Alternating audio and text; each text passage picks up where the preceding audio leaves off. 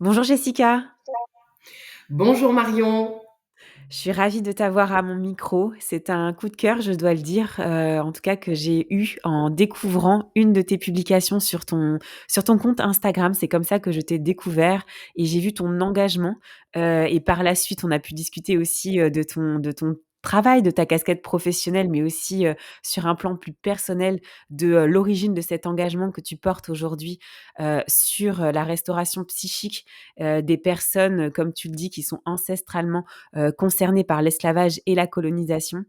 Et voilà, en tout cas, moi, ça m'a happée. Je me suis dit que c'était important de pouvoir te tendre le micro pour que tu puisses nous partager, en tout cas, l'essence de ton travail, ce qui t'anime aujourd'hui sur cette question de la restauration psychique de ces personnes. On entend trop peu, en tout cas, ou peut-être un peu mal aussi, parler de ce sujet. Et pour moi, c'est un véritable honneur de t'avoir aujourd'hui, Jessica, pour pouvoir en parler. Et peut-être pour commencer, je vais te laisser te présenter. J'ai pas encore dit exactement ton titre.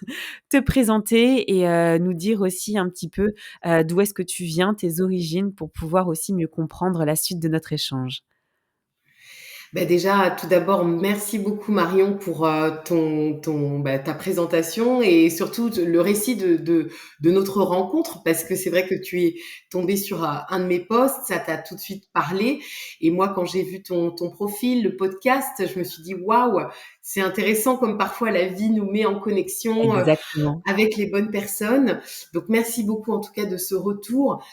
Donc voilà, moi je me présente, je suis le docteur Jessica William, je suis médecin psychiatre et j'ai eu la possibilité de valider mon doctorat en 2016 avec une thèse qui abordait la question effectivement des conséquences psychiques de la violence de l'esclavage sur les personnes qui vivent actuellement. En l'occurrence, la thèse avait lieu en Guadeloupe, mais je m'adressais un peu aux Antilles, puisque j'ai travaillé en Martinique et en Guadeloupe principalement.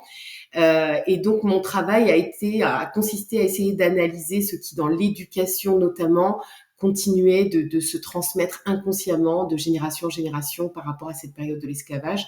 Et les résultats qui ont été mis à jour sont tout à fait intéressants, ont été extrêmement bien reçus par le jury, puisque j'ai eu vraiment les mentions les plus importantes qu'on puisse avoir.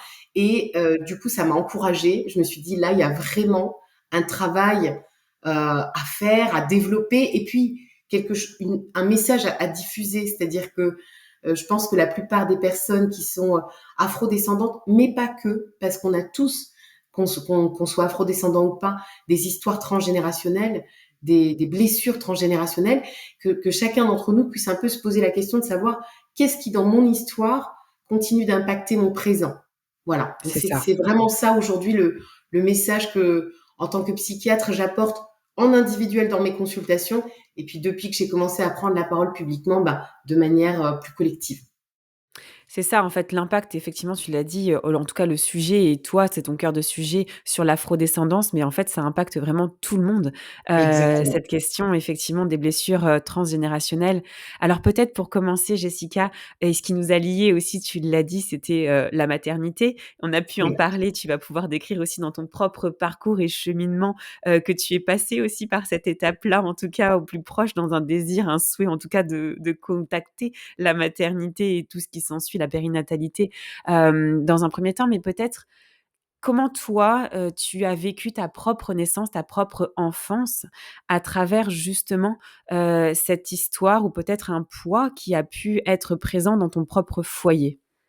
Tout à fait. Alors, c'est un petit peu la raison pour laquelle j'ai fait aussi cette thèse-là, c'est que je me suis inspirée de mon propre parcours. Je suis donc issue d'une famille métisse, comme on dit, c'est-à-dire que mon père est originaire de la Martinique, ma mère est caucasienne, originaire de d'Orléans. J'ai grandi une grande partie de mon enfance à Orléans et une partie de mon enfance en Martinique chez mon père. Et j'ai eu l'occasion, du coup, puisque mes parents se sont séparés, j'étais très jeune, j'ai eu l'occasion d'éprouver un peu deux finalement contextes d'enfance, le contexte d'enfance en France hexagonale et le contexte d'enfance, enfin plutôt d'adolescence en Martinique, puisque j'ai vécu là-bas avec mon père de mes 14 à 17 ans. C'est vrai que mes parents se sont séparés dans un contexte de violence conjugale extrême. J'ai vraiment vécu tout ce que tout ce qui peut être très difficile dans ces contextes-là, la violence directe, les problématiques autour de la séparation, autour de la question de la garde des enfants, voilà, on a eu beaucoup de mal à se libérer de la question de l'emprise que pouvait Et oui, avoir mon père sur nous, sur ses conjointes, sur voilà, une histoire familiale extrêmement compliquée. C'est pas anodin que je sois devenue psychiatre, je pense, parce que quelque part, on le sait, quand on se dirige vers ses carrières en tant que psychologue, en tant que psychiatre, on est quand même un peu à la recherche de sa bien propre sûr. guérison. Mmh. Donc mon métier m'a permis d'avoir accès à énormément de clés, de compréhension de ce qui a pu se jouer à cette période-là. Ça m'a aidé aussi à être dans un parcours de cheminement de pardon Mmh. Et oui. vers mes deux parents, hein, la figure paternelle qui a été une figure oppressive et la figure maternelle qui a été une figure en difficulté pour nous protéger. Donc ça c'est important de comprendre qu'il y a un travail de pardon à faire aussi des deux côtés. Et puis c'est surtout que quand, si tu veux, mon père avait ce double visage, il pouvait nous aimer extrêmement fort, avoir envie du meilleur pour nous et par moments être capable du pire. Et donc, quand je le voyais dans certains moments de violence, j'avais l'impression de ne pas le reconnaître. J'avais l'impression qu'il rentrait dans un espèce de rôle qui ne lui correspondait pas à lui en tant que le bon père, hein, mais Oui, comme s'il incarnait une violence qui était plus grande que lui, plus c'est ça. profonde Mmh. que lui, plus ancienne que lui. Et moi qui avais vécu en France hexagonale, je n'ai pas connu cette violence dans mon quotidien, la violence dont je parle, qui était dans mon foyer, mais qui pouvait aussi, que je retrouvais aussi dans d'autres familles, à l'école. En gros, j'avais compris que c'était une violence qui appartenait, en quelque sorte, à la société antillaise. Donc très jeune, tu vois, j'ai eu comme ça des espèces d'intuition de me dire mais qu'est-ce que c'est que cette violence et d'où ça vient. Et quand j'ai commencé à m'intéresser à mon histoire, notamment à celle de l'esclavage, etc. Mais ça m'a paru une évidence que ce que je pouvais noter de certains faits, de certains comportements, de certains propos, hein, il y a beaucoup de Oui. violence verbale quand même, c'était évident pour moi que ça relevait directement de cette époque-là. Donc quand je suis devenue médecin, j'ai pris à bras le corps cette idée. J'ai pris, comment dire, parce que j'ai pas toujours été voilà. Le sujet de ma thèse, au début, bon, je te cache pas que comment dire, mes pairs, c'est-à-dire les médecins qui sont censés nous encourager à faire ces travaux de recherche, étaient au début un peu sceptiques en me disant, mais tu sais, il y a de la violence aussi en France hexagonale dans les familles. Donc, est-ce qu'il y a vraiment une spécificité en Martinique et en Guadeloupe?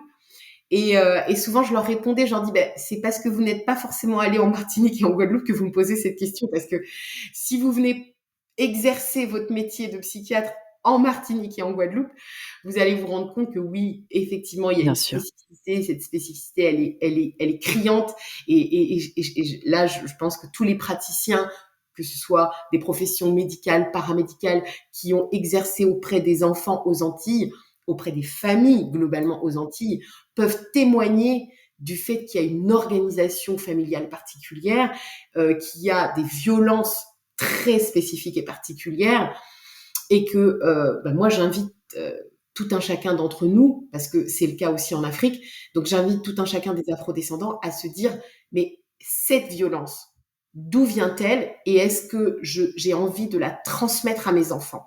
Voilà, moi c'était aussi ça l'enjeu, c'était de me dire un jour je deviendrai maman. À l'époque quand j'ai fait ma thèse, j'étais pas encore maman. Un jour je deviendrai maman et je n'ai pas envie que cette violence transite dans les générations qui vont suivre. Alors c'est très C'est ça. compliqué, aujourd'hui Mmh. je suis maman. Bah oui. On en reparlera, on en Oui, reparlera oui. dans la suite du podcast, Ouais.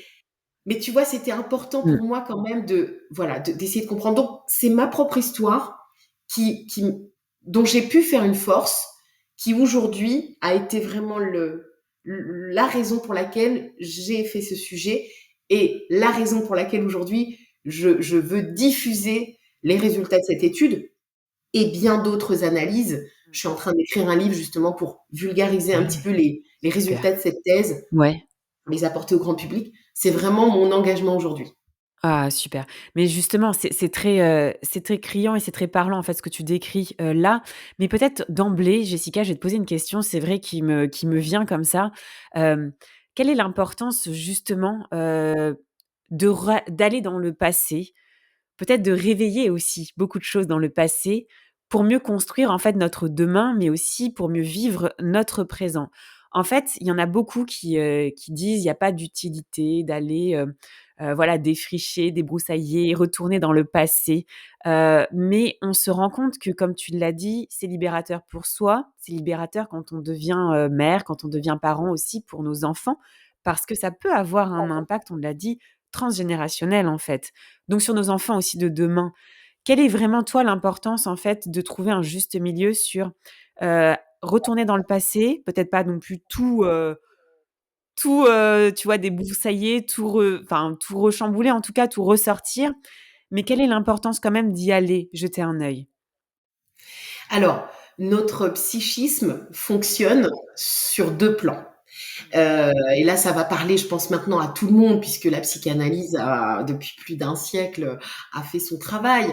Donc, si tu veux, nous avons une partie de notre esprit auquel nous avons accès, c'est ce qu'on appelle la conscience. Et puis, nous avons une partie de nous-mêmes, de notre esprit, auquel nous n'avons conscience qu'indirectement. C'est-à-dire que nous n'y avons pas conscience spontanément. Nous pouvons y avoir accès, pardon, accès, nous pouvons y avoir accès à travers un travail d'introspection au cours d'une psychothérapie avec un tiers qui nous aide à analyser, à interpréter ce qui se passe. Mais dans cette partie presque sombre, j'ai envie de dire, qu'on appelle l'inconscient, eh bien, en fait, il y a tout un tas d'informations qui vont résider et qui vont être comme conservées, hein, par une barrière entre notre inconscient et notre conscient, et n'accédera à notre conscience que des choses que dans le moment où nous vivons, nous sommes capables comment dire, d'interpréter. Il faut imaginer que notre appareil psychique nous protège. Donc il y a des choses que nous oublions volontairement. On va dire que dont notre inconscient nous protège C'est pour ça. mieux vivre le présent. Mmh. Il y a des informations que nous sélectionnons parce elles sont considérées au moment présent comme non pertinentes. Je vous prends un exemple. Quand vous arrivez dans une pièce, votre inconscient a vu exactement tout ce qu'il y a dans la pièce. Pourtant, si vous y faites juste un passage furtif, comme dans la salle d'attente d'un praticien, par exemple, et que je vous demande, alors, combien il y avait de livres dans la deuxième étagère de la bibliothèque, vous ne serez pas capable, sauf si vous êtes neuroatypique, mais si vous êtes neuroatypique, vous ne serez pas forcément capable de me dire combien il y avait de livres, de quelle couleur étaient ces livres, combien il y avait de chaises, enfin voilà, les détails. Votre inconscient l'a vu, il a même enregistré l'information, mais n'accédera à votre conscience que ce que vous avez retenu de pertinent. C'est-à-dire que vous serez peut-être capable de dire que la chaise était confortable ou pas, mais vous ne serez pas forcément capable de dire combien il y avait de livres dans la salle d'attente. Donc voilà comment fonctionne notre appareil psychique. Là, j'ai vulgarisé un peu le fonctionnement pour que ce soit plus clair pour tous. Et donc, ce qu'il faut imaginer, c'est que dans les premières années de nos vies, dans les premiers mois de vie, on sait que le cerveau, même d'un fœtus, Oui, dans le ventre de sa mère, enregistre des informations qui sont davantage du coup collectées sur la sphère émotionnelle. C'est-à-dire que les émotions, il faut se rappeler qu'elles naissent d'abord dans le corps et oui, ensuite elles arrivent à notre esprit. Donc en fait, quand on est enfant, on va imprimer énormément de mémoires émotionnelles qui vont se stocker dans notre inconscient et qui vont plus ou moins devenir conscients à mesure qu'on acquiert ce qu'on appelle des souvenirs. Donc, il y a des gens qui ont des souvenirs plus ou moins précoces. Ça peut aller de l'âge de 1 an, les premiers souvenirs, à l'âge de 6, 7, 8, 9, 10, 11. Il y a des gens qui vous disent, je n'ai pas de souvenirs avant l'âge de 16 ans, par exemple. Là, on peut se poser effectivement un peu des questions, mais c'est pour vous dire que on encode des informations quand on est enfant énormément dans notre inconscient et les souvenirs conscients n'apparaissent qu'au fur et à mesure de notre existence. Seulement, on va vivre des émotions parfois très fortes quand on est enfant et notamment quand on est baigné dans des environnements de comme, violence, de séparation. colonisation, de Mmh. guerre, enfin tout un tas de circonstances qui peuvent impacter très fortement nos émotions. Et tout ça va laisser des traces. Tout ça va laisser aussi ce qu'on appelle des schémas mentaux. C'est-à-dire qu'enfant, on va faire face à notre environnement et on va vivre des choses. On a des très bonnes capacités d'adaptation quand on est enfant, notamment pour survivre. Mais du coup, on va créer ce qu'on appelle des schémas, c'est-à-dire A plus B égale C. C'est-à-dire maman plus papa égale dispute. Ben, Et oui, c'est ça. inconsciemment, un homme, une femme ensemble dans la même maison égale dispute. Oui, Donc, c'est ça. par exemple, ça va donner lieu à des schémas d'affectifs évitants à l'âge adulte. Et la personne va venir consulter en disant je comprends pas, j'arrive pas à établir de relations saines, de relations stables, je fuis mon couple, je fuis ma conjointe ou mon conjoint dès que je sens que il se rapproche trop, dès que je sens que c'est trop fort émotionnellement. Peut-être qu'il y a un schéma inconscient à ce moment-là qui vient dire oui, mais chez moi, le couple est associé à la notion de conflit. Ce qui est magique en psychologie, c'est que à tout moment, ces schémas conscients, schémas mentaux inconscients justement, peuvent évoluer. Et C'est c'est ça, en ce fait. qui se passe Mmh. en thérapie, c'est-à-dire qu'une fois qu'on met le doigt sur le schéma, déjà on a fait une petite partie du travail, une grosse partie du travail, je dirais même, et après on fait des processus pour libérer ces schémas-là, soit en utilisant de la programmation neurolinguistique, soit moi je travaille beaucoup avec la question des courriers adressés, hein, c'est-à-dire des courriers qu'on s'adresse à soi-même, qu'on adresse à l'autre pour briser véritablement les schémas. Et on se rend compte que le sujet va adopter une nouvelle posture à partir de nouveaux schémas. C'est-à-dire, est-ce que j'ai envie de faire l'expérience désormais, maintenant que j'ai pris conscience que ce schéma, je me l'étais inscrit en moi-même, il m'a aidé à survivre à un moment donné, mais aujourd'hui, il ne me sert plus, un peu comme l'armure d'un chevalier qui rentre du champ de bataille. Elle devient Ouais. trop lourde à Mmh. porter une fois qu'on n'est plus C'est dans le ça. champ de bataille. Hein. Est-ce que j'accepte de déposer cette armure pour me vêtir d'un vêtement plus léger, plus Ouais. soyeux, plus harmonieux, plus en Mmh. phase avec ce que je suis dans l'instant présent. Mmh.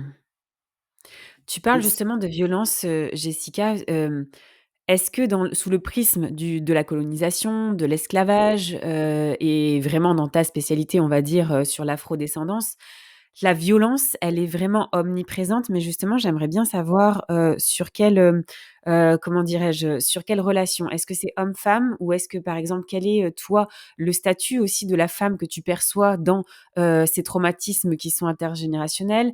Le statut de l'homme justement et d'où est-ce que ça découle justement de cette vision qu'ont pu, percevoir, les ancêtres, du fait de la colonisation ou de l'esclavage?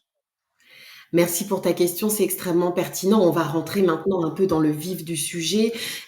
Pour mieux comprendre ce qui s'est joué au niveau psychologique, j'ai C'est dû ça. énormément apprendre de l'histoire. C'est-à-dire Oui. que là, il faut être extrêmement pointu sur ce qui s'est joué pendant la période de l'esclavage et de la colonisation.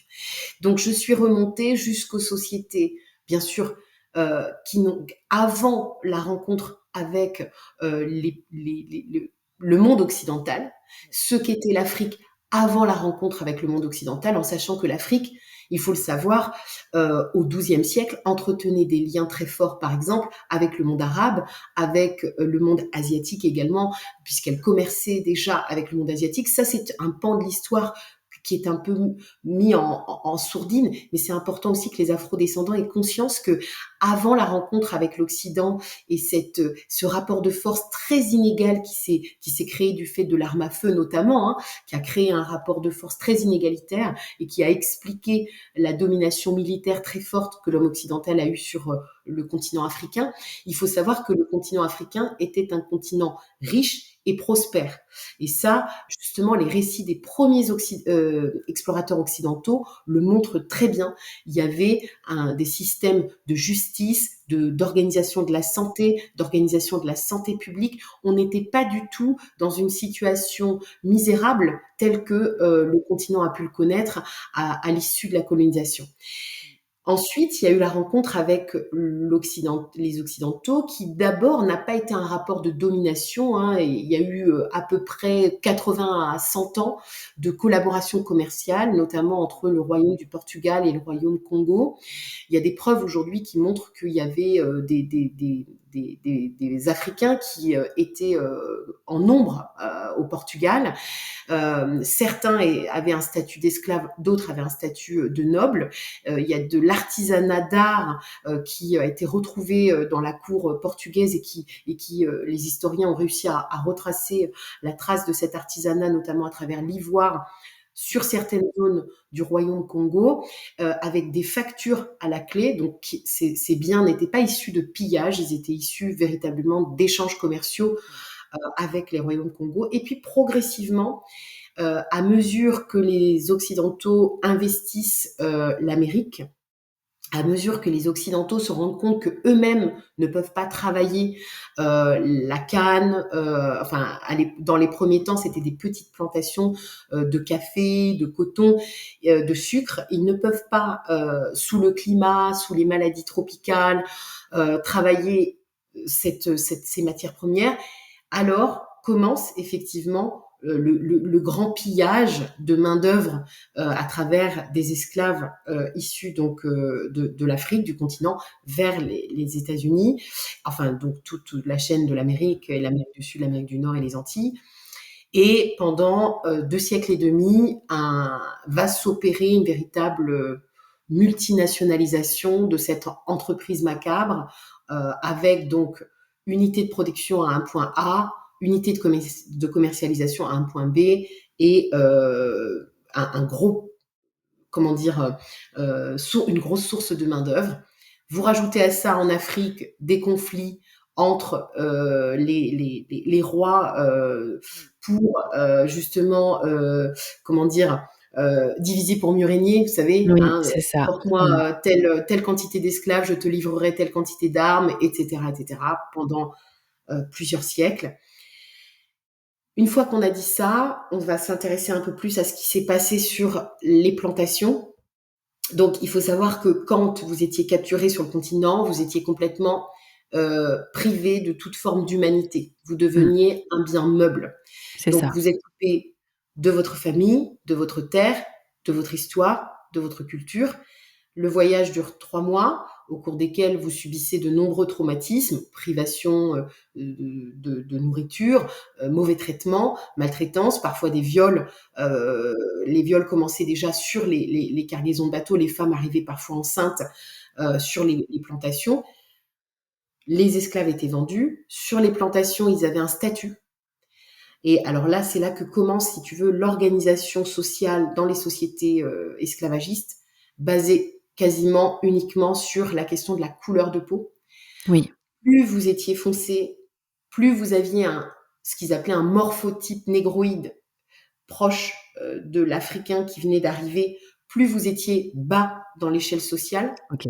plus Mmh. vous vous rapprochiez des critères de beauté et de la blancheur, et plus vous étiez élevé dans l'échelle sociale. Mmh. Donc, il faut savoir qu'il y a eu véritablement une hiérarchisation Et oui, de votre condition humaine en fonction de votre couleur de peau. Ce qui fait que les personnes qui avaient ma couleur, par exemple, étaient considérées comme plus élevées dans l'échelle sociale que des personnes qui étaient très foncées. Et puis, ce qui est important dans la compréhension de l'organisation familiale, c'est que, diviser pour mieux régner, encore une fois, sur les plantations, pendant très longtemps, les esclaves n'ont pas eu la possibilité de faire famille, de former famille. Parce que la famille, c'est le premier groupe, hein, qui va donc être source de réconfort, de soutien, mais aussi potentiellement, qui dit groupe, qui dit union, qui dit force, hein. ouais, Et donc, bien sûr. il faut comprendre que les esclavagistes ont toujours été en minorité en termes de nombre dans cette société esclavagiste, et qui se sentaient extrêmement menacés en permanence par toutes les formes de révolte qu'il y a eu en grand nombre et qui pouvait y avoir sur les exploitations. Et donc, il a fallu mettre en place des stratégies parfois très vicieuses pour faire que les esclaves ne puissent se réunir le moins C'est possible. ça. Mmh. pour ne pas prendre le risque qu'il se ligue Mmh. pour attaquer finalement la figure oppressive.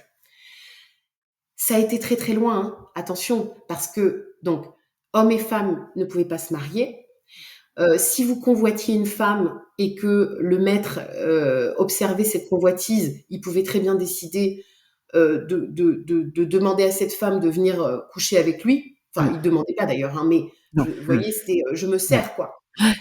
Je vais te montrer que c'est moi, hein, qui domine tout, Mmh. tous les champs de ton existence. Je peux prendre ton enfant, je peux le vendre Mmh. à mon voisin. Mmh. Je peux prendre ton enfant, je peux le torturer si toi tu as fait une connerie. Ouais. Je vais me servir de tout ce à quoi tu tiens pour t'atteindre. Hein. Donc, on est sur un niveau de torture psychologique, je pense, qui est de ce que l'humain peut faire de pire, tu vois. Bien sûr, bien sûr. Mmh. Malheureusement, ce sont des choses qui arrivent encore, qui existent encore. Oui, Donc, c'est ce que j'allais dire. Mmh. et oui, Mmh. ça a existé chez nous. Et il faut reconnaître que malheureusement, c'est encore des choses qui sont à Oui, l'œuvre aujourd'hui. C'est terrible. il faut le dire, ouais, ouais. Mmh mh. Ouais. Mais donc, si tu veux, c'est en analysant toute cette organisation sur la plantation que je me suis dit, mais attends, nous, on s'est libérés de ça il y a 5 générations. 5 générations. 5 générations, c'est la libération sur papier. Ouais. Mmh. Moi, il y a 3 générations, ma grand-mère coupait de la canne dans les champs du Vauclin avec un monsieur qui était sur un cheval, il avait un fouet. Waouh. Mmh. Il n'avait plus légalement le droit de s'en servir, mais c'était là.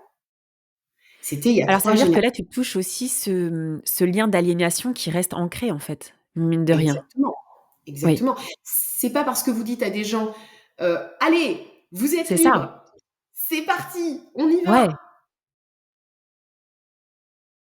c'est vraiment, c'est un marqueur, en fait, qui a été, mmh. Tu vois? Quand j'énonce là je suis désolée, peut-être que je vais choquer un peu, Non. parce que c'est dur d'entendre ça, tu vois? Oui, mais il C'est faut, vraiment Jessica. À un moment dur. donné, il faut y aller, quoi, parce que si personne, enfin, si tout le Tu monde pense vois? que c'est dur et tout, on n'avance pas, quoi, donc On n'avance pas. La ouais, 1re chose que la première réflexion où je me suis dit: «Waouh, qu'est-ce que c'est que ça?» C'est quand je suis arrivée aux Antilles, j'avais 14 ans, j'ai observé le lien mère-enfant. Et je me suis dit: «Là, il y a quelque chose de très spécifique», parce que je sentais que ces femmes très fortes, hein, aux Antilles, on a vraiment, bah, pour survivre ouais, à tout ce que je viens de t'énoncer, ouais. il faut avoir un mental d'acier. Hem, je sentais que ces femmes très fortes étaient prêtes à mourir 10 fois pour leur môme, mais pas de contact physique ou très peu. Ou parfois même, j'ai vu, des femmes repousser leur enfant qui venait leur faire un câlin, tu vois?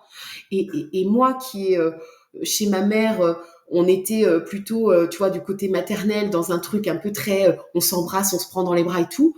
Bah, du coup, forcément, ça m'a manqué aussi, mais parce que j'étais pas avec ma mère quand je suis allée vivre, aux Antilles. Et je me suis dit: «Mais qu'est-ce que c'est que ce paradoxe?» Je n'arrivais pas à comprendre comment on pouvait avoir autant d'affection, être capable d'autant de sacrifices. Il y avait vraiment là, cette notion de se sacrifier pour ses enfants et en même temps, heu, refuser tout contact physique, charnel, presque vouloir mettre à distance tu vois, ce lien affectif. Et en fait, il y a quelque chose qui m'est venu, de manière très claire. Je me suis dit: «Oui, mais attends, attends, attends, attends. Tu mets au monde des enfants, parfois même enfin, souvent pendant l'esclavage, si tu veux, les hommes et les femmes étaient vécus comme des animaux, donc c'était des êtres reproducteurs. Donc tu ne choisissais pas forcément la personne avec qui tu allais Oui, enfanter. Si oui, le maître choisissait un des étalons, entre guillemets, tu vois, ouais, et te disait, bah voilà, hop, allez, il faut me faire un gosse là, entre guillemets, je caricature, ça veut dire que déjà ton enfant, il est issu d'un viol. oui. Hem, ensuite, ton enfant, il peut à tout moment, être séparé. C'est-à-dire que légalement, le maître ne pouvait pas vendre avant, les sources, sont entre 6 et 12 ans. Je crois que le code noir, à un moment donné, pose, l'âge de 12 ans. Faudrait que je vérifie, mais je crois que c'est ça. Mais on sait très bien que c'était très, très mal respecté Bien sûr, dans la bien réalité. sûr. À tout moment, si le maître a besoin de se faire des sous, il peut vendre ton gosse. Donc, moi, ce que j'ai compris, c'est que ces femmes, elles sont prêtes à tout. Elles peuvent mourir pour leur gamin, mais il faut à un moment donné se préparer à ce qu'il soit capable de plus être là à tout moment. Ouais. Donc, ça veut dire être capable de lui apprendre très tôt à se débrouiller, à être autonome, et éviter cet attachement très fort pour se Physique, ouais. protéger de la douleur, de l'arrachement, de l'arrachement. Quand je suis devenue maman, je l'ai ressenti extrêmement fort. J'avais peur qu'on me prenne mon enfant. C'est une peur inconsciente sur laquelle j'ai dû travailler, j'ai dû me libérer de mémoire transgénérationnelle, véritablement. Et dans la communauté, je connais énormément de femmes qui ont ces mêmes angoisses qui apparaissent quand elles mettent au monde un enfant, la peur qu'on leur arrache. Est-ce que c'est quelque chose que tu as, vu aussi et perçu? Parce qu'on ne l'a pas encore dit, mais c'est vrai qu'avant de te lancer dans cette voie et dans ce chemin-là de la psychiatrie, tu es passé aussi par, un autre métier qui nous a aussi, c'était le fruit du non-hasard encore une fois, réunis, sur ce podcast aussi, pour, peut-être être aussi médecin accoucheur. Mais est-ce que justement tu as pu percevoir ça, ces constats, lorsque tu étais dans ce début de cheminement? Oui, tout à fait. Alors, donc pour que nos auditeurs comprennent bien, moi, au départ, je me suis vraiment engagée dans les études de médecine pour devenir je voulais devenir sage-femme. Et puis, il fallait faire, ça venait juste de passer la réforme du tronc commun entre les études de sage-femme et les études de médecine. Et tu vois, là, je remercie le père que j'ai eu qui a pu à certains moments être une figure porteuse aussi. Hein, on ne peut pas se résumer qu'à une seule caractéristique qui m'a vraiment encouragée, qui m'a dit mais t'es capable de faire médecine, vas-y. J'y suis allée. Et effectivement, je partais bien en tête quand je suis passée en deuxième année, hop, j'allais être médecin accoucheur. Mais avec une ambition, c'était d'aider les femmes à pouvoir vivre une maternité la plus naturelle possible. Moi, j'ai un peu baigné dans cet environnement par ma mère qui a accouché de manière très naturelle dans une maternité à l'époque qui était précursrice à Pithiviers avec l'obstétricien Michel Audin qui accompagnait les femmes véritablement dans des projets de naissance ultra naturels. À l'époque, à Pithiviers, ça a été une des premières maternités à développer l'accouchement voilà, au naturel sans péridurale, Ouais, dans physiologique. l'eau. Mmh. Voilà. Donc, j'étais inspirée de ça et j'avais vraiment cette intuition que le corps des femmes est bien fait et que la médecine occidentale nous a beaucoup coupé de notre intuition en tant que femmes pour accompagner les enfants à venir au monde. Et donc j'avais un peu cette intuition que il est possible, parce que je l'ai vécu, du coup j'ai vécu une naissance physiologique, tout ce qu'il y a de plus sain. Donc j'avais envie de développer un peu dans la médecine conventionnelle cet aspect-là. Et puis au cours de mes études, j'ai été confrontée à la violence obstétricale, véritablement. J'ai été confrontée à tout un tas de choses qui m'ont finalement m'ont fait dire que même sur les 5 ans d'études que j'aurais à faire, j'y arriverais pas. J'arriverais pas à porter ce masque, à faire semblant de charcuter des périnées, à utiliser des forceps alors que, enfin bon, oui, des fois c'est nécessaire, Mais bien sûr. mais Ouais, mmh. c'est pas en mettant une femme allongée avec une péridurale sans qu'elle puisse se mobiliser qu'on va Bien sûr. arranger la situation. Donc voilà. Et puis dans le même temps où je commence à remettre en question cette orientation, là je fais mon premier stage en psychiatrie. Du coup, tu vois, ça a été un peu une évidence que finalement ma place, elle était plutôt là, sachant que finalement c'est pas si incompatible parce que Mais euh, non, tellement pas. tu Bien au vois, contraire et tu peux voilà. agir avant, tu vois? Sur ce processus de on va donner un enfant, enfanter, on peut agir en amont avant de donner naissance parce que c'est vrai que quand on devient mère, il y a beaucoup de choses qui remontent aussi à la Exactement. surface et donc c'est là où je trouve beau ton parcours et ton cheminement, c'est que, c'est pas du tout pour moi, déconnecté l'un et l'autre, c'est vraiment le même parcours et tu viens aussi aider à ta manière et accompagner à ta manière, en fait, les mères, enfin les femmes qui deviennent mères et nos enfants. Tout surtout. à fait. Et tu vois, quand je suis devenue maman pour la première fois, je vais te Ouais. dire pour mon accouchement, ce qui m'a le plus aidée, Mmh. c'est le récit d'autres mamans. Ouais. Donc c'est pour ça que ton podcast Mmh. me parle beaucoup parce que je pense que, ce qui aide le plus, y compris dans l'éducation des enfants, c'est l'expérience de ses pairs, Mmh. Ouais. P-A-I-R-S. Vraiment.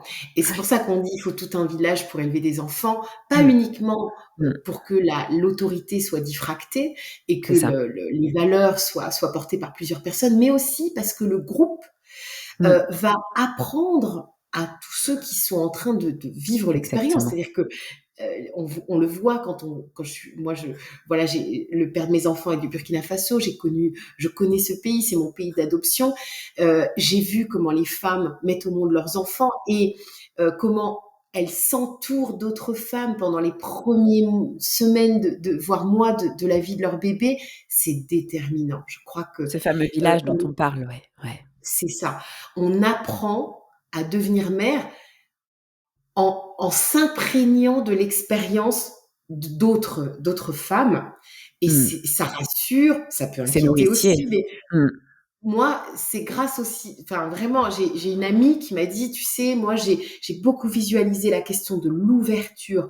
L'ouverture, j'étais sur de la visualisation, je voyais mon col qui s'ouvrait et j'ai travaillé ça du coup un peu sur des techniques d'hypnose, de respiration. Ça m'a beaucoup aidé. J'ai eu cette chance de pouvoir bénéficier d'un cadre qui m'a permis d'accoucher de manière totalement physiologique. Et voilà, je suis très contente de mes 2 accouchements dont je n'ai pas souffert parce que j'ai pu mettre en place des techniques qui C'est m'ont ça. aidé à vivre la douleur, qui m'ont aidé à accompagner la douleur.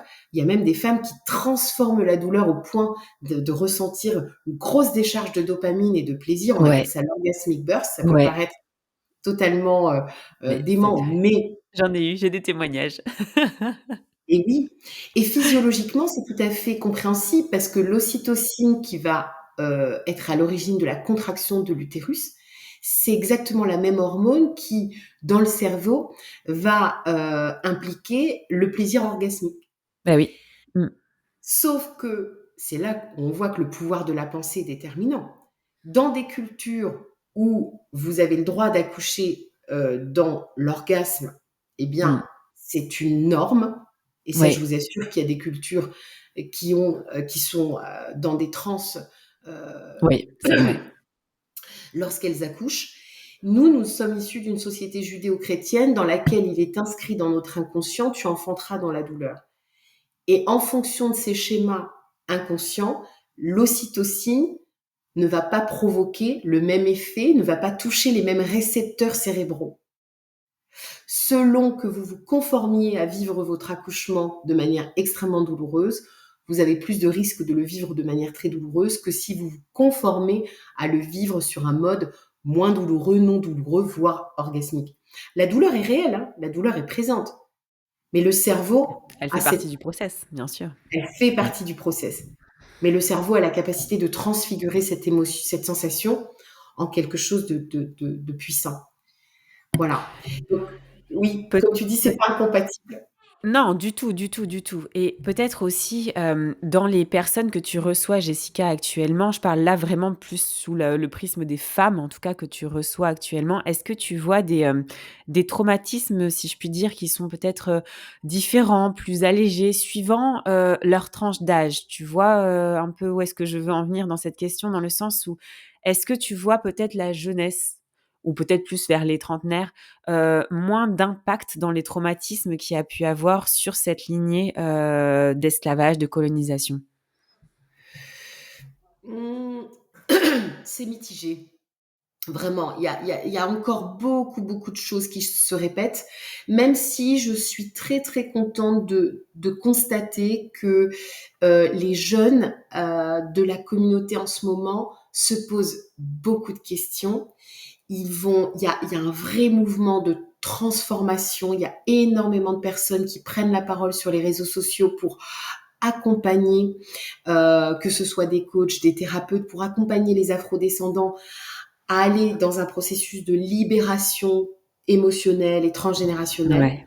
énormément. Donc je suis ravie, je fais partie de ce mouvement et je suis Ouais. ravie de voir que vraiment c'est quelque chose qui prend de l'ampleur. Ça veut dire qu'il y a une demande très forte.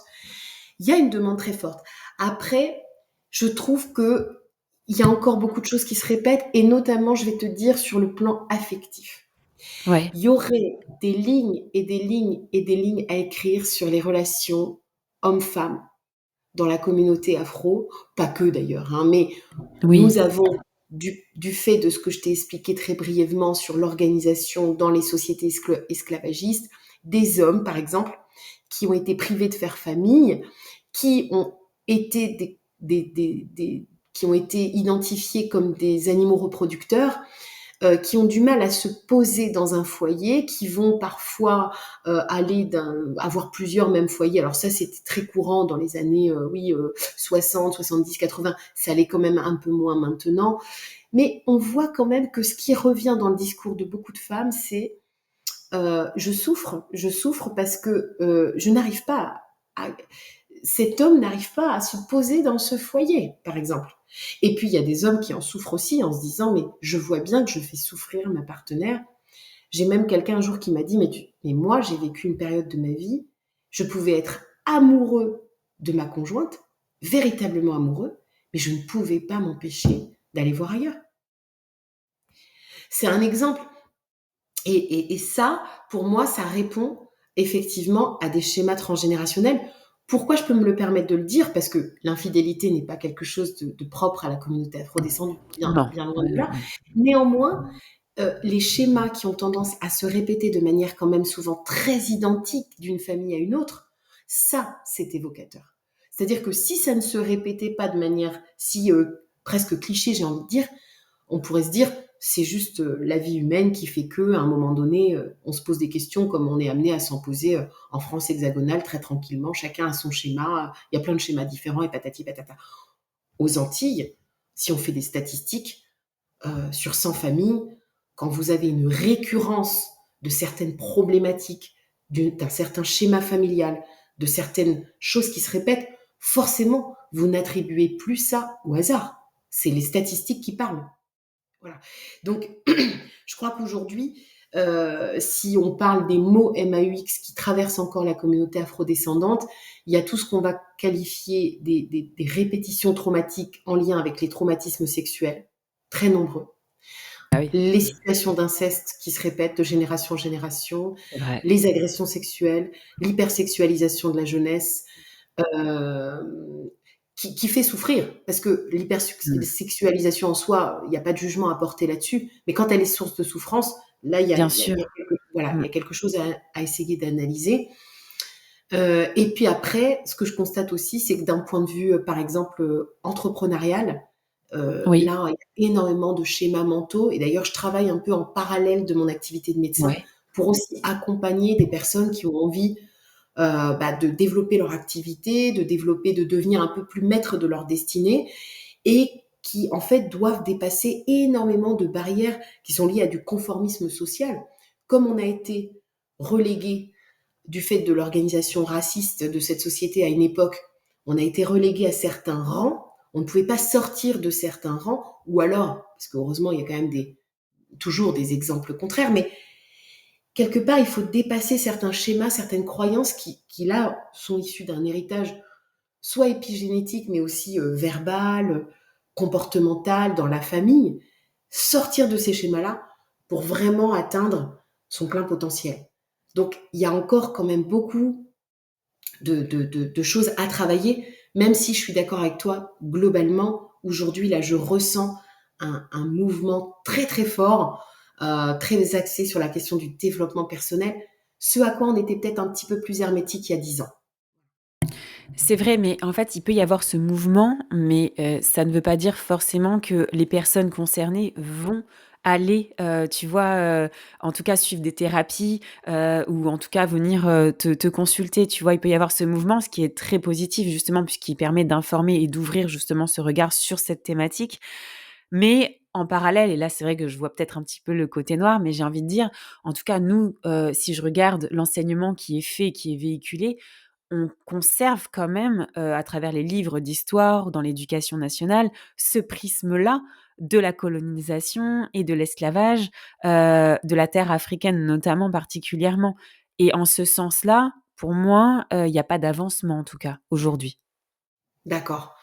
Tu veux dire pas d'avancement sur la façon dont l'Occident perçoit, les afrodescendants? Exactement, Ouais, exactement. Là-dessus, en fait, ce marqueur sur ce lien d'aliénation dont on parlait, en fait, tout à l'heure, oui, c'est vrai qu'en fait, c'est vous qui portez ce mouvement, mais j'ai quand même l'impression que d'un point de vue, si on met cette casquette un peu plus occidentale, elle n'est pas portée encore suffisamment pour, pouvoir, enlever, ce côté exclusif du lien d'aliénation, en fait, qui est en tout cas encore, véhiculé dans les livres d'histoire que l'on met entre les mains de nos enfants.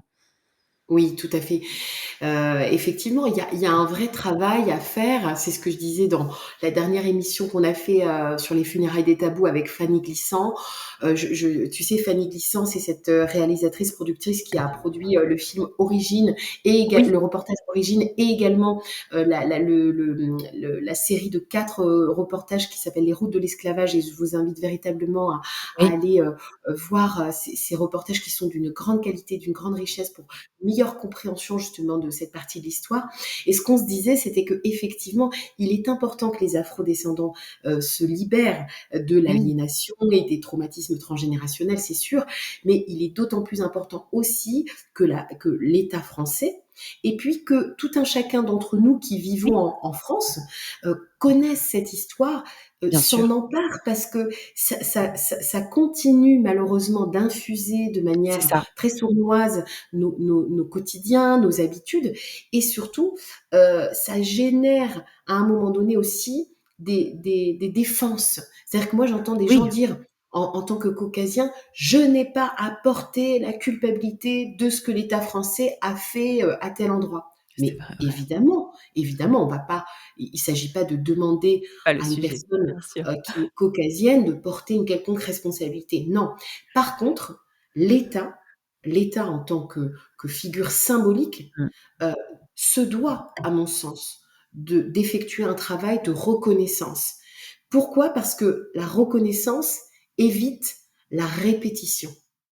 C'est-à-dire que le plus gros danger que j'identifie au fait d'être toujours un peu dans l'ambivalence, dans le oui mais, dans le oui mais, voilà, on est dans le oui mais là en ce moment, dans le positionnement, enfin depuis nombreuses années, hein, mais moi c'est ce que j'entends beaucoup, c'est pas suffisamment franc, hein, la question de la reconnaissance sur cette question de la colonisation, aussi parce qu'il y a des processus qu'on appelle néocolonisation qui sont un peu toujours à l'œuvre quand même, Oui, oui, donc c'est pour ça que je me permets de dire et d'ouvrir aussi ce débat-là, parce que c'est important de le dire. exactement. Bah oui, Comment reconnaître un comportement défaillant alors même qu'on est toujours dans ce comportement défaillant? Donc exactement. C'est pour ça que je dis que c'est difficile du point de vue de l'État français. exactement, et Ouais, pourtant c'est déterminant parce qu'on voit bien que du coup, ce qui se joue à l'échelle du citoyen lambda, qui n'est pas dans les affaires politiques, mais qui entend ce discours ambivalent, bah, c'est l'intériorisation de l'ambivalence. C'est-à-dire, aujourd'hui, par exemple, on constate que le racisme va être considéré d'un point de vue médiatique comme une façon de penser, alors qu'il faut rappeler en permanence qu'il s'agit là d'un délit. Ce n'est pas une façon de penser le racisme, c'est un délit pénalement exactement, reconnu. bien Donc, sûr, normalement, il ne devrait pas y avoir, si tu veux, à partir du moment où la loi pose ce cadre, bien il sûr. devrait normalement pas y avoir d'ambivalence sur la question de dire ah oui mais bon moi je considère que après tout un tel a moins le droit d'exister qu'un autre. Non, normalement ce genre de discours devrait être pénalement puni. Ça l'est un peu en surface, il y a certaines personnes qui sont Oui, condamnées, qui continuent de réapparaître dans la bien sphère sûr, médiatique bien sûr. sans quasiment aucune forme de censure.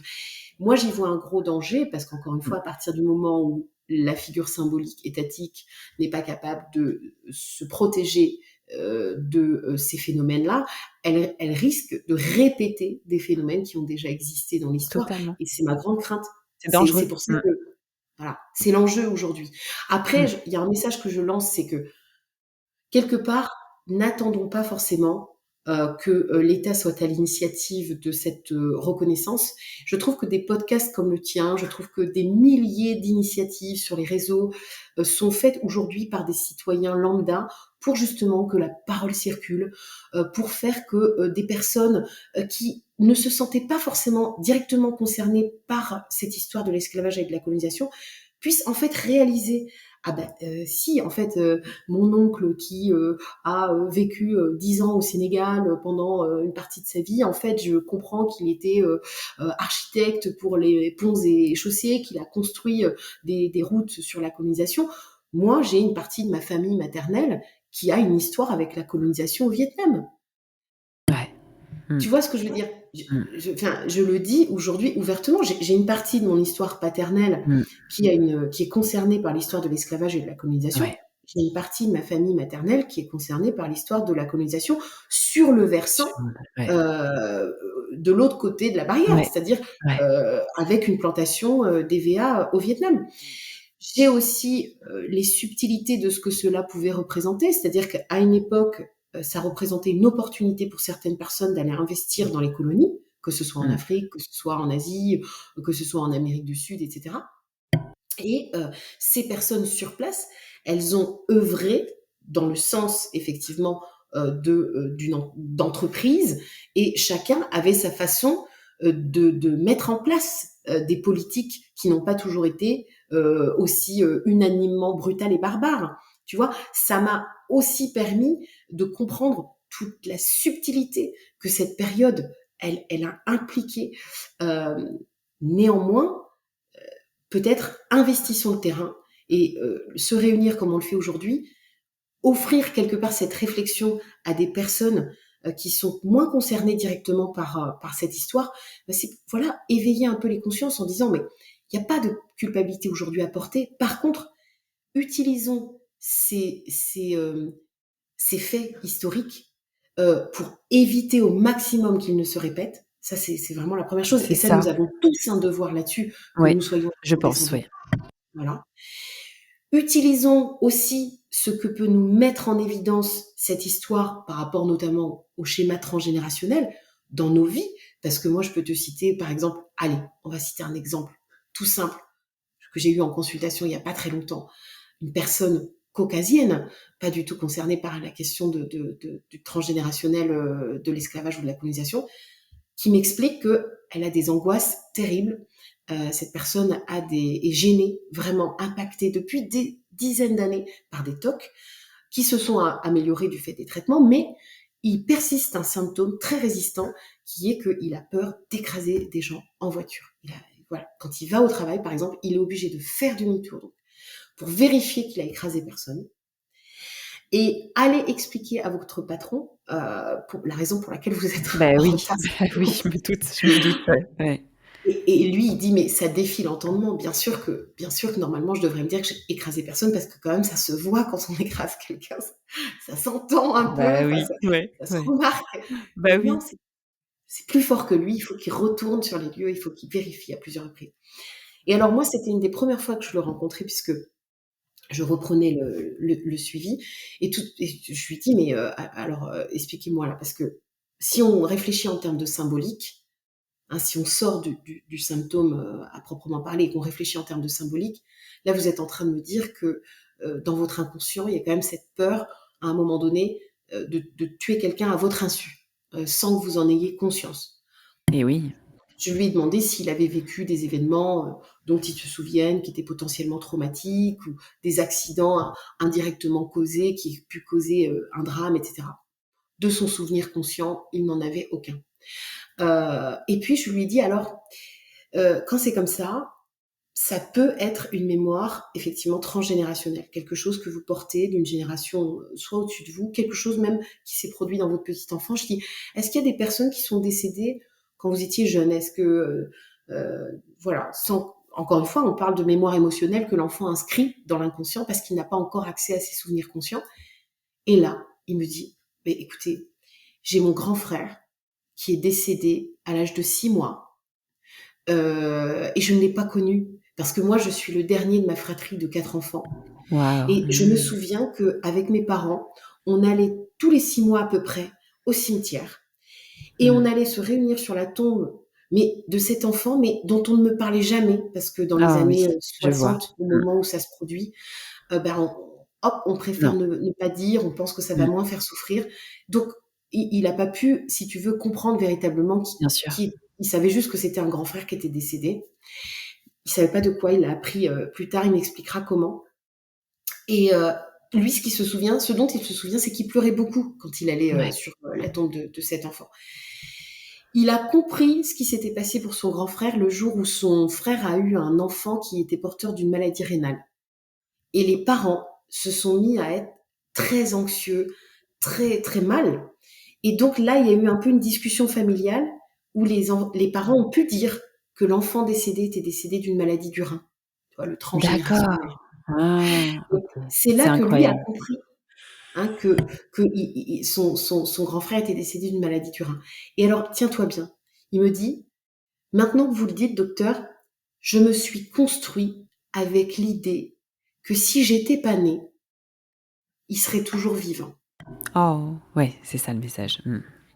Je sais pas si tu connais cette petite comptine, tu sais, où les enfants disent ils étaient deux dans le nid et il y a un nouvel oiseau qui arrive dans le nid, Oui, il y a oui. un oiseau qui tombe du nid, Oui, tu c'est sais, oui, mais je crois que mon et fils en plus l'a eu l'oiseau, cette année. Oui, oui, hein, ouais, tu sais, c'est une comptine qui permet aux enfants d'apprendre à compter. c'est Donc ça? d'abord il est tout seul dans le nid, mais Ouais, à chaque fois qu'il y a un oisillon qui arrive, il y en a un qui tombe du il y en a un nid. qui tombe. Ouais, Tu vois, c'est vrai. cet homme s'est construit avec l'idée que si il n'était pas né, son grand frère serait vivant. Vivant. Mmh, mmh. Alors même qu'il est né longtemps après lui, mais Ouais, c'est comme ça, il s'est construit avec cette idée-là. Et je lui ai ouais. dit, donc là, vous venez de mettre le doigt sur le fait que inconsciemment, vous avez quand même potentiellement l'idée d'avoir tué votre frère.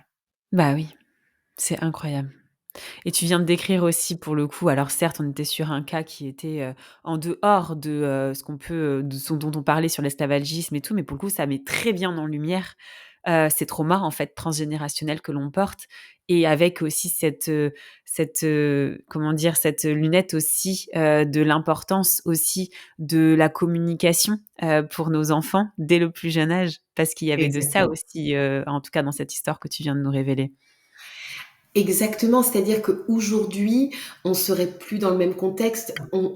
Même si les parents n'y parviennent pas tout de suite parce que c'est très dur, il y a tout un étayage social qui valorise le fait d'aider l'enfant à comprendre ce qui se passe en mettant des mots sur les faits.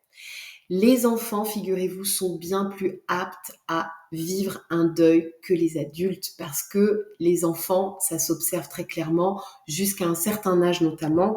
Après, Mmh, ça se complique, bien ils sûr. se névrosent un peu plus comme les adultes, mais en tout cas, jusqu'à l'âge de 5-6 ans, les enfants prennent la vie comme elle se présente. Ouais. C'est-à-dire qu'ils n'ont pas encore les schémas d'idéal. Ils n'ont pas encore construit ce qu'on va construire à partir de l'âge entre 8, 10, 12 ans. Euh, L'idéal, vous voyez.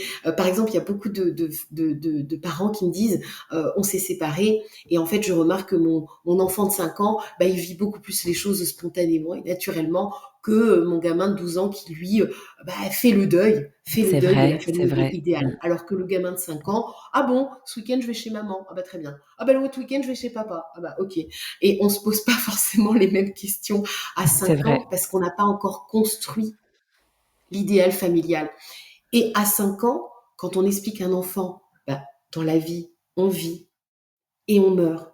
Ça fait Mmh. partie de la vie, principe de Exactement. réalité.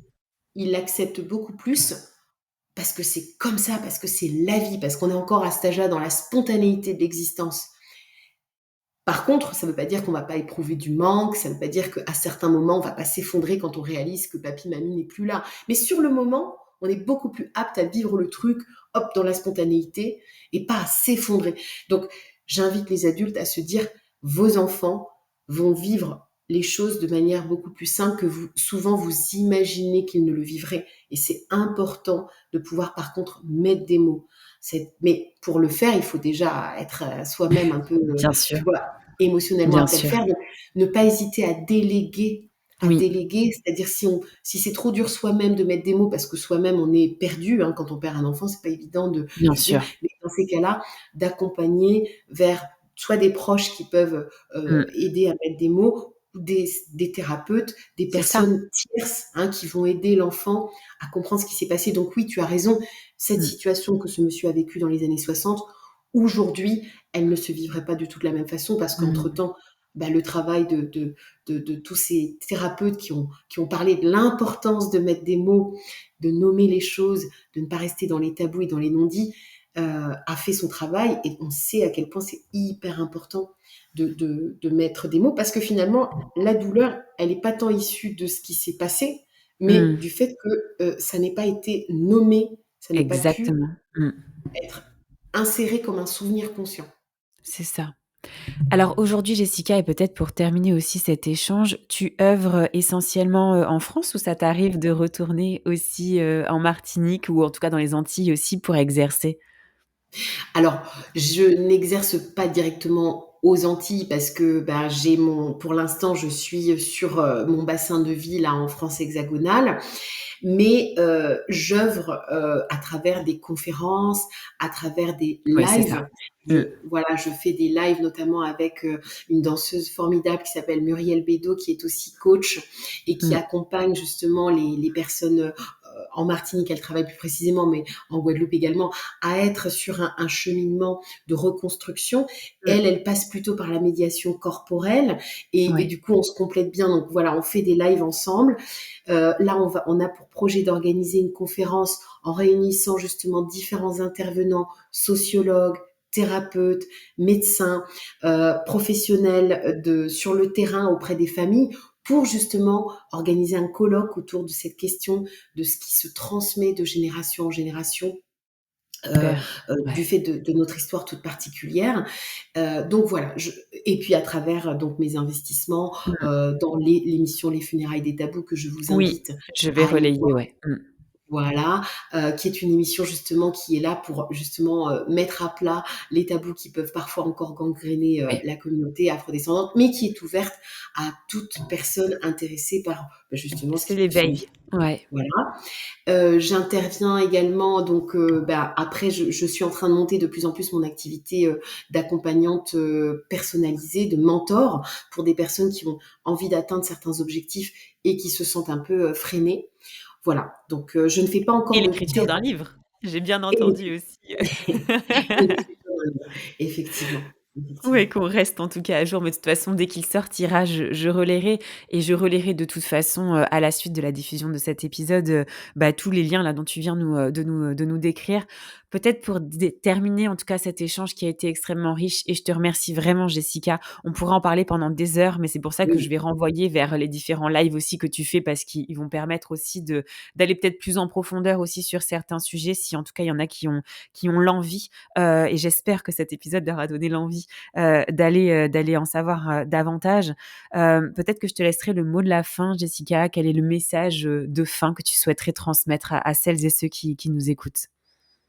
ben, je vais peut-être axer le mot de la fin sur, un peu une question, tu sais de justement du positionnement aujourd'hui, ici et maintenant avec nos enfants.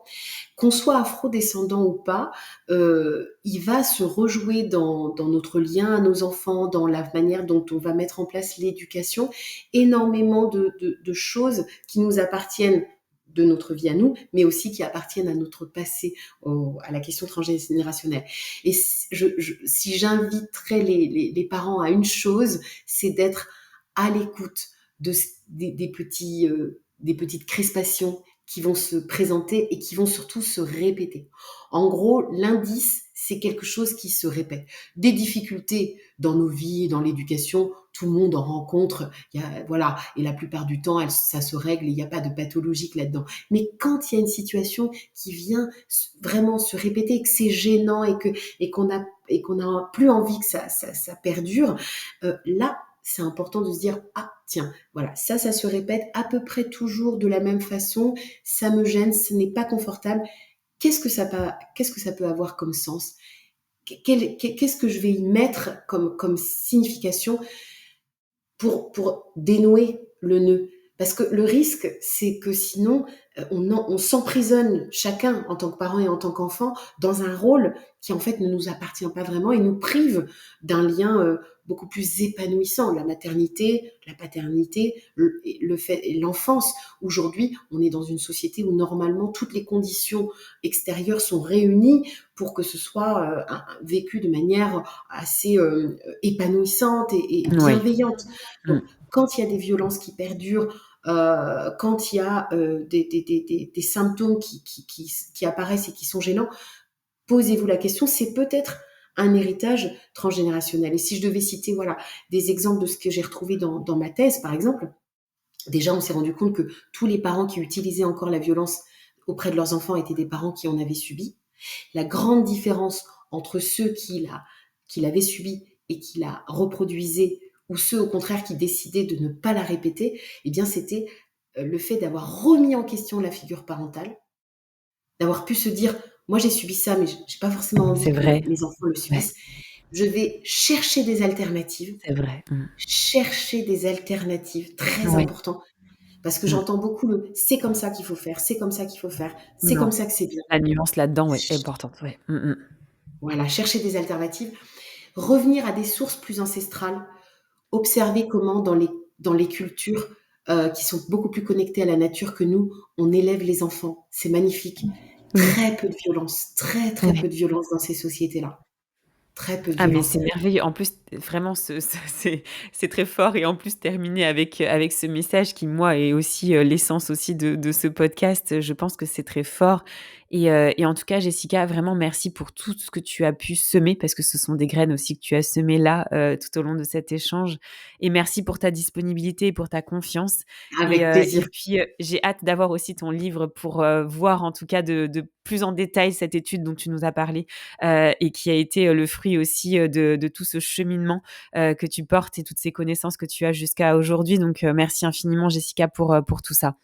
Avec un grand plaisir et puis j'espère que voilà, vous avez été inspirés par ce qui a été dit dans cet épisode. C'était un plaisir pour moi, Marion. J'espère qu'il y en Ouais. aura de nouveaux et puis, Vraiment, je et l'espère puis on vraiment et on se recontactera pour la sortie de ton livre, comme ça on aura un focus aussi peut-être sur voilà, cette étude. Ça peut être vraiment super. intéressant. Je te remercie en tout cas Jessica, je te souhaite bonne Allez, à continuation bientôt. et bon courage aussi dans tout ce que tu entreprends, pour, Merci. cette cause qui est très noble en tout cas et dont on a vraiment besoin. Donc merci pour cet éveil. Merci beaucoup, Marion. À bientôt à vous À bientôt. et soyez nombreux. Au revoir. Merci Jessica. Beh, c'est parfait.